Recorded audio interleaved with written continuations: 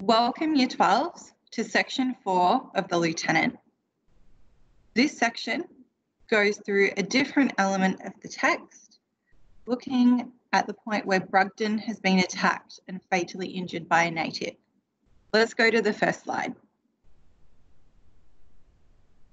Here is a plot summary that you can refer back to just to see the overarching events of this section. The beginning of the end. This section opens, as I said, with Brugden being killed by the natives. This event marks the first time an Indigenous person has inflicted real harm onto one of the settlers. This is a crisis point of the novel, as it now opens a gateway for the settlers to use violence, or as they call it, British justice, against the natives. Although Brugden was a convict, he was the governor's own man, and he was a vital part of the new colony acting as a gameskeeper. As such, Silk is appointed to go on a revenge mission. It's also been called a Punitive Expedition. This event shows once again the differences between Rook and Silk. Silk is much more ambitious and is focused on reward. He is on this journey for content for his narrative, but also the prestige of being the leader of this really important mission. In contrast, Rook sees the expedition as morally wrong, and he cannot volunteer, as he did for the Rose Hill expedition. He does this on the basis of his moral compass. However, Rook does end up on the expedition, and that's because Silk names Rook as an officer in his crew. This moment shows initially that Silk still sees Rook as a friend. Silk and Rook, however, have deviated in their thinking, in their sense of morality, and in their overall goals. As such, Silk includes Rook in the party, despite knowing he's friends with the natives. What he does not realise is that Rook has become detached from his identity as a soldier. From this point, Rook's relationship with Silk is permanently damaged, as Silk has to use his rank as captain to force the lower-ranked Lieutenant Rook to participate in this expedition. Let's look at what Rook does next. The Punitive Expedition. Rook acts. He warns Tagaran of the impending attack at Botany Bay. Even though Rook and Tagaran's relationship was strained at the end of Section 3, she once again shows trust in Rook as she listens to his warning.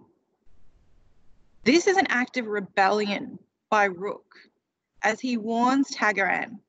He shows he cares more for Tagaran and her people than the British military. Most importantly, it highlights the importance of language, of communication, as this is what ultimately allows the natives to be saved, as Rook can effectively tell Tagaran what is happening. As a result, the mission fails. This event highlights Rook's compassionate feelings towards the natives, exemplified further by the fact he deliberately shoots his weapon to miss. Rook continues to keep secrets from the other Marines, and they are yet to realise his disloyalty to them. If Rook's disobedience was found, as in it was found that he had warned Tagaran and the natives, it is assumed he would face the death penalty. As such, he chooses not to confide in anyone about his rebellious act because he no longer trusts anyone.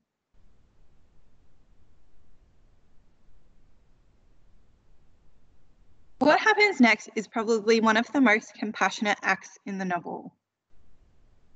Warungan voluntarily approaches the group of Marines. Warungan shows compassion to the Marines.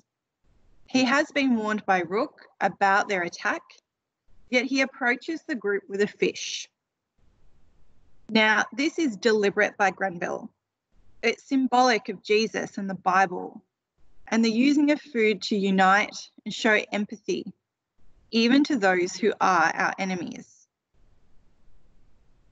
Rook's relationship with Wurrungan is one of trust.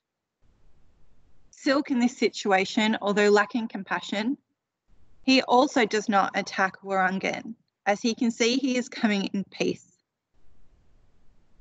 It's a moment where Silk has the desire to follow orders and to continue to do the governor's bidding as part of the imperial machine.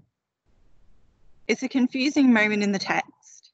However, it's quite clear here that the natives are willing and peaceful.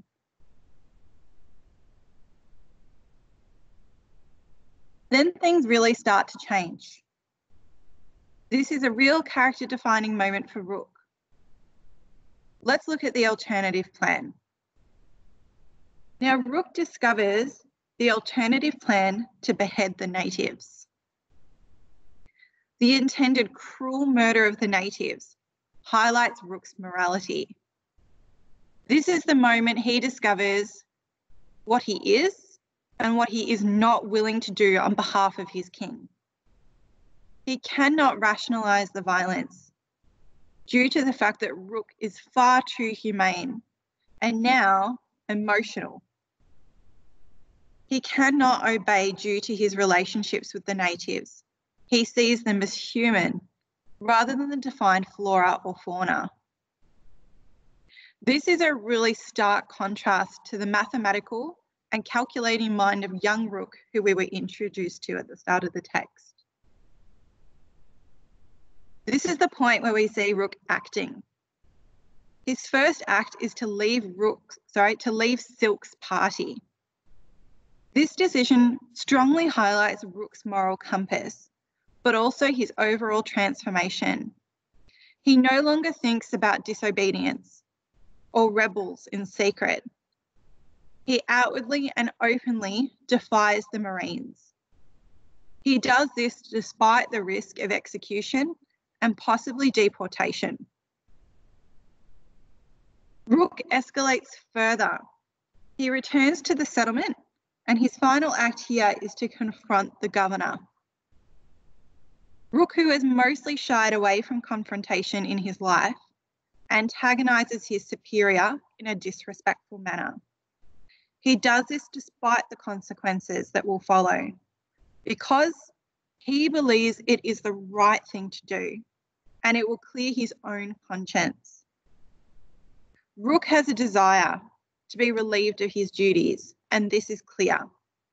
However, this will either be through death or through exile. This is how section 4 ends. Section 5 will be really quick.